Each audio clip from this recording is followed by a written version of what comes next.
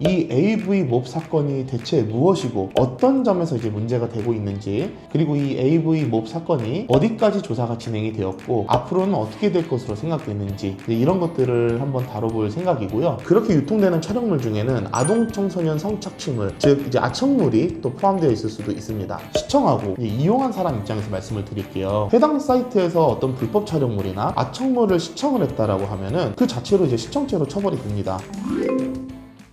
안녕하세요. 형사전문 최동원 변호사입니다. 최근 AV 몹 사건으로 뉴스로도 많이 보도가 되고 있고요. 실제로도 이 사건으로 상담이 이제 많이 늘고 있는 것을 보면서 이 사건이 확실히 요즘 이제 이슈인 것을 많이 느끼고 있습니다. 언론에서는 제2의 N번방이다, 제2의 소라넷이다, 이렇게 이제 이슈로 삼고 있는 것으로 보이는데요. 실제로 그 규모나 어떤 이제 내용에 비춰보면은 또 말씀드린 그런 이제 N번방이나 소라넷 사건과 견주어도 전혀 이제 가벼운 사안이 이제 아닌 것은 맞는 것 같습니다. 변호사 입장에서는 아무래도 이제 이 사이트를 이용했던 분들로부터 많이 상담을 받고 있어요. 그래서 이분들이 공통적으로 걱정하시는 부분, 그리고 이제 앞으로 이제 향후의 이제 전망이라든지 이런 부분에 대해서 이제 상담을 많이 하다 보니 아무래도 이제 이런 내용을 한번 정리해서 말씀을 드리는 게 좋지 않을까라는 생각이 이제 듭니다. 그래서 오늘은 이 AV 몹 사건이 대체 무엇이고 어떤 점에서 이제 문제가 되고 있는지, 그리고 이 AV 몹 사건이 어디까지 조사가 진행이 되었고 앞으로는 어떻게 될 것으로 생각되는지, 이런 것들을 한번 다뤄볼 생각이고요. 후속 영상으로는 그걸 이용하신 분들 입장에서 이걸 자수하는 게 좋은지 아닌지부터 어떻게 대처를 하고 어떤 것을 준비해야 되는지, 이런 것들을 한번 이제 내용으로 해서 두 차례 나눠서 한번 다뤄볼 생각입니다.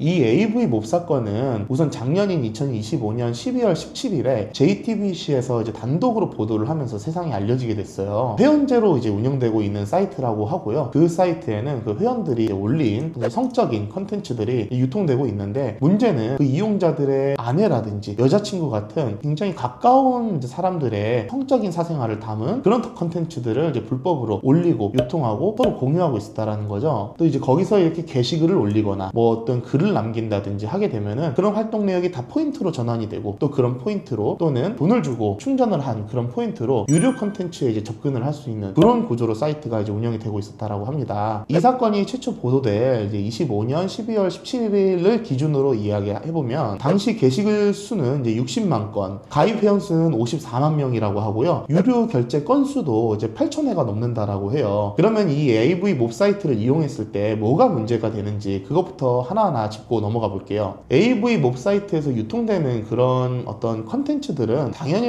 일반 사진이나 평범한 사진들은 아닐 거예요. 아까 말씀드린 것처럼 어떤 성적인 사생활이 담긴 그런 이제 컨텐츠라든지, 아니면은 성적인 사생활은 아니더라도 특정한 신체 부위라든지 성적인 요소가 부각된 그런 촬영물들이 당사자의 의사에 반해서 이제 유통되고 있다라는 거죠. 거기에 올라오는 컨텐츠들은 당사자들이 촬영 자체에 동의를 안 했을 가능성이 높습니다. 그리고 촬영 자체는 동의를 했다고 하더라도 그런 식으로 그 사이트에 유통되고 유포되고 이것까지는 동의했을 리가 만무해요. 그렇게 유통되는 촬영물 중에는 아동 청소년 성착취물, 즉 이제 아청물이 또 포함되어 있을 수도 있습니다. 우선 이런 게시글을 작성하고 유통하고 이런 이용자 입장에서는 그 컨텐츠가 당사자의 동의를 구하지 않고 촬영 제작된 것이라면은 불법 촬영물, 즉 카메라 등 이용 촬영죄가 성립하게 되고요. 그리고 그 촬영물이 동의를 받고 촬영을 한 것이든 아니든 관계없이 적어도 그 유포는 당사자의 의사에 반해서 이루어졌을 것이기 때문에 그런 촬영물을 유포했다는 것 자체만으로도 불법 촬영물 유포 반포죄가 성립하게 됩니다. 만약에 촬영물이 아청물이라고 하면은 상황은 더 심각해집니다. 아청물은 설령 당사자가 그 촬영에 동의를 했다고 하더라도 그런 동의 여부에 관계없이 아청물 제작죄가 되어 이제 처벌 대상이 됩니다. 당연히 제작도 이제 동의에 관계없이 처벌 대상이 되는데, 아청물을 어떤 배포라든지 유포, 전시, 상영했다라고 한다면은 그에 상응하는 죄로 또 각 처벌이 이루어지게 돼요. 문제는 이제 이런 아청물의 경우에는 벌금형이 없다는 거예요. 무조건 징역형으로만 처벌되게 규정되어 있기 때문에 상당히 어떤 이제 높은 수준의 처벌이 이루어지고 있는 그런 범죄라고 보시면 되겠습니다.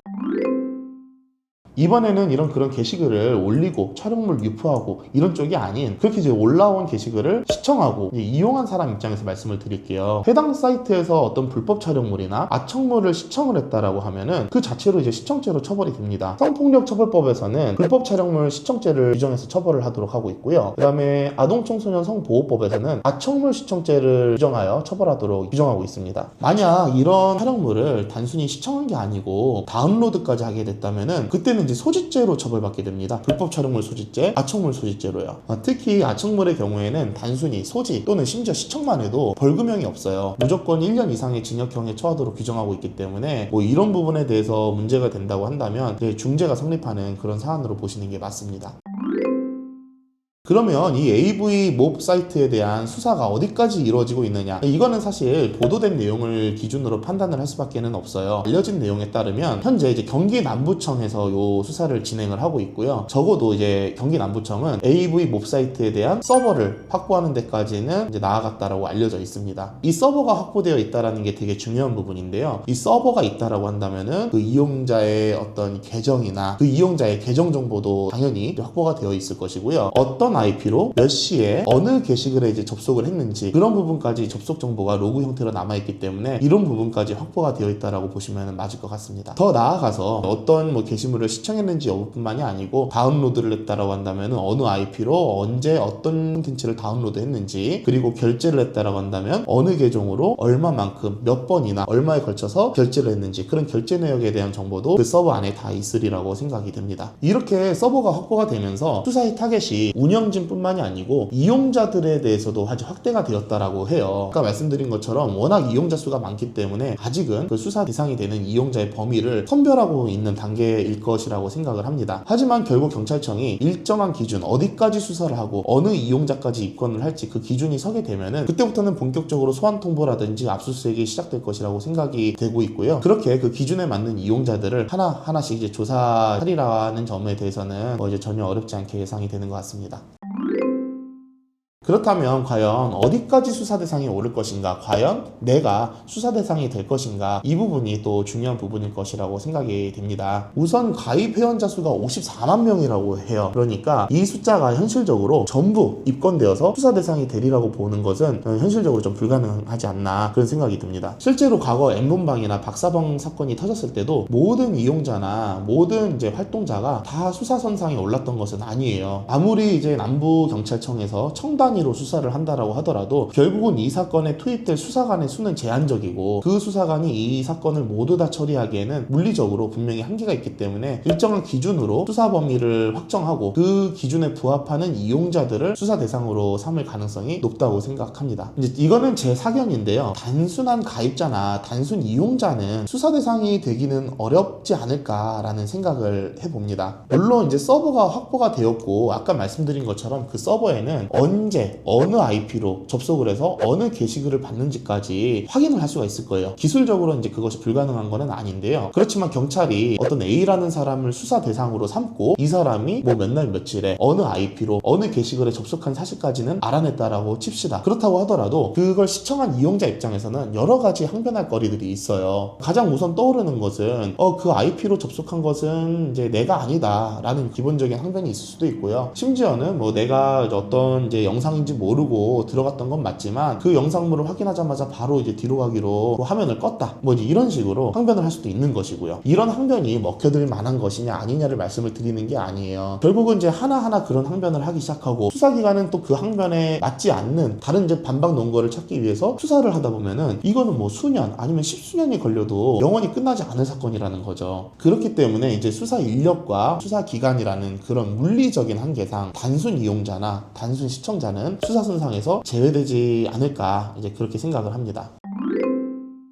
그러면 어떤 이용자가 수사 대상이 될까? 저는 개인적으로 3+1의 경우의 수가 있다라고 생각을 합니다. 우선 유료 회원이에요. 유료 회원의 경우에는 가장 직관적으로 입건하기가 너무 좋은 타겟입니다. 우선 내 돈을 지불하고 이 돈도 보니까 코인으로 결제를 했다라고 해요. 이제 그런 회피적인 수단을 활용해서 결제를 하고 그렇게 해서 충전한 포인트로 어떤 유료 콘텐츠를 이제 소비하는데 그 포인트를 사용했다라고 한다면은 이 사람은 이제 고의성이 대단히 짙게 나타나는 그런 이제 집단 집단에 속해요. 이렇게 이제 돈으로 포인트를 충전하고 유료 컨텐츠에 들어가서 어떤 컨텐츠를 소비한 사람이 또 한두 컨텐츠만 소비하지는 않았을 거예요. 당연히 그 포인트가 소진될 때까지 여러 컨텐츠를 소비했을 거기 때문에 이런 행위 특성상 이 사람은 어떤 이제 불찰물 시청죄라든지 아청물 시청죄에 대한 고의를 부인하기가 대단히 어려울 겁니다. 바꿔 말하면 수사기관 입장에서도 수사선상에 올려놓고 조사하기 매우 용이한 타겟이라는 거예요. 그래서 이런 이제 유료 회원들은 아마 조사 대상이 되지 않을까라는 생각을 합니다. 그리고 유료 회원 수가 1만 명 정도라는 글을 어디서 본 게 있어요. 경찰청에서 이 1만 명으로 추리기만 하면 그 이제 각 해당 IP에 해당하는 관할 경찰서에 촉탁을 하고 뿌리고 그 경찰서에 이제 조사 결과를 받아서 취합해가지고 처분을 하기까지 그렇게 물리적으로 어려운 숫자도 아니에요. 그래서 이제 유료 회원이라고 한다면 수사 대상이 되리라고 좀 대비를 하고 있어야 되지 않을까 그런 생각을 합니다.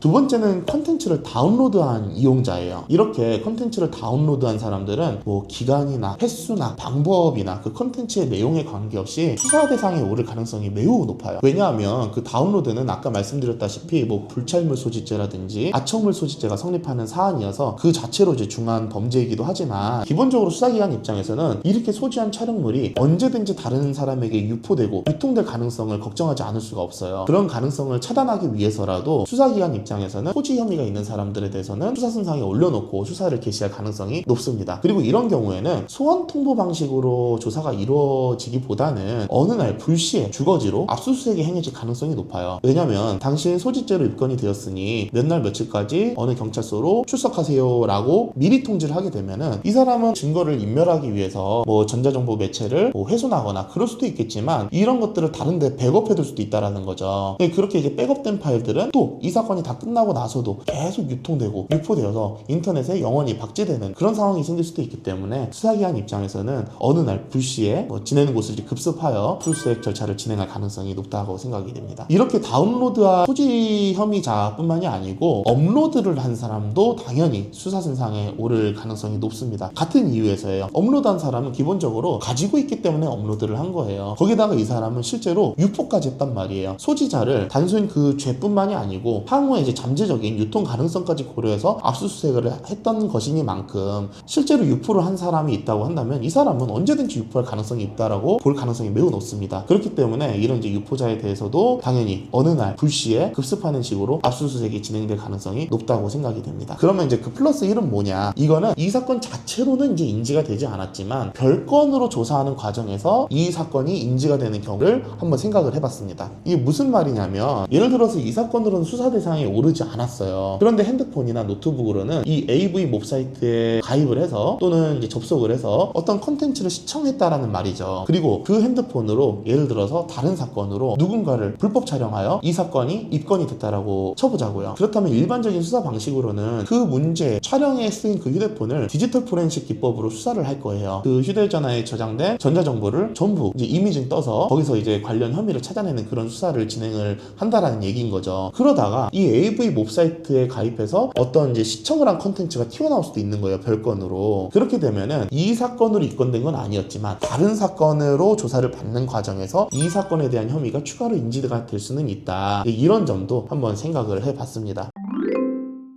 그래서 첫 번째 유료 회원의 경우, 두 번째 다운로드를 한 기록이 남은 경우, 세 번째는 실제로 유포한 경우, 이 경우는 이 사건으로 인지가 될 가능성이 높다라고 생각이 됩니다. 여기 하나 더 더하여 이 사건으로는 인지가 되지 않더라도 별건 조사 과정에서 이 AV 몹 사이트를 이용한 내역이 확인된다면 그때는 이 사건으로도 처벌이 이루어질 수 있다. 이렇게 한번 정리를 해보겠습니다. 예, 오늘은 이 AV 몹 사이트가 무엇이고 법적으로 어떤 점에서 문제가 되는지, 그리고 현재까지 수사가 어느 정도 진척이 되었고 향후에 어떤 사람들이 수사 대상에 오를 가능성이 있는지를 좀 정리를 해서 말씀을 드렸습니다. 다음 영상에서는 요새 제일 많이 이제 문제가 되고 있는, 그러면 저도 이제 이 사이트를 이용을 했는데 자수를 해야 되나요? 이런 부분에 대한 고민부터 제가 이제 여러 상담을 받으면서 공통적으로 이제 받는 질문들이 있어요. 그런 질문들을 좀 공유를 드리면서 정보 제공 차원에서 한번 정리를 해서 다음 영상으로 찾아뵙도록 하겠습니다. 이 영상을 보시고 혹시 궁금하신 점이 있으시거나 좀 상담할 내용이 있으시다고 한다면 저희 남겨드리는 번호로 편히 연락을 주세요. 같이 고민하고 방법을 찾아드리겠습니다. 감사합니다.